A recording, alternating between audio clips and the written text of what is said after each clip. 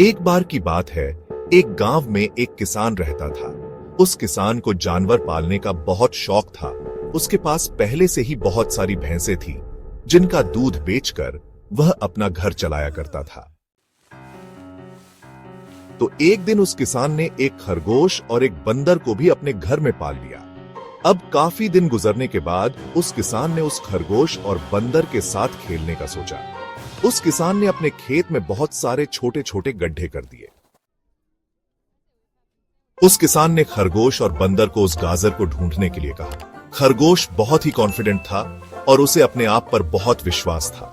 उसने एक एक गड्ढे को खोदना शुरू किया और गाजर ढूंढने लगा। लेकिन बंदर जो था वह बहुत ही नेगेटिव और आलसी था। उसने सोचा कि खेत में इतने सारे गड्ढे हैं और वह गाजर किसी एक गड्ढे में है, इतना कौन ढूंढेगा। वह बंदर यह सोचकर एक गड्ढे के ऊपर जाकर सो गया।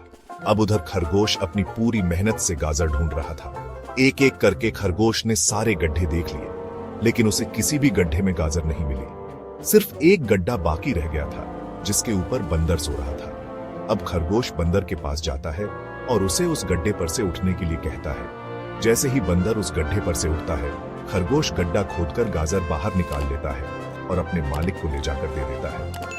बंदर यह देखकर हैरान हो जाता है कि जिस गड्ढे के ऊपर वह इतनी देर से सो रहा था, गाजर उसी के अंदर थी। वह सिर्फ एक बार खोद कर देख लेता तो गाजर उसे मिल जाती और वह मालिक की नजरों में बड़ा बन जाता। यही सोचकर वह अपने किए पर पछता रहा था। दोस्तों, इस कहानी से हमें 3 बहुत बड़ी सीखें मिलती है। पहली यह है कि हमें कभी भी अपने काम के प्रति नेगेटिव नहीं सोचना चाहिए। जैसे उस बंदर ने सोचा कि इतने सारे गड्ढे हैं और गाजर किस गड्ढे में है पता नहीं। यही सोचकर उसने उस काम को अपने लिए बड़ा बना दिया। और दूसरी सीख हमें इस कहानी से यह मिलती है कि हमें एटलीस्ट कोशिश भी तो करनी चाहिए, क्योंकि हम जब तक कोशिश नहीं करेंगे, किस्मत भी हमारा साथ नहीं देगी। अगर वो बंदर जिस गड्ढे पर सोया हुआ था वहां से ही गाजर को ढूंढना शुरू करता तो उसे गाजर मिल जाती, लेकिन उसने कोशिश ही नहीं किया। और तीसरी सीख हमें इस कहानी से यह मिलती है कि हमें जल्दी हार नहीं माननी चाहिए।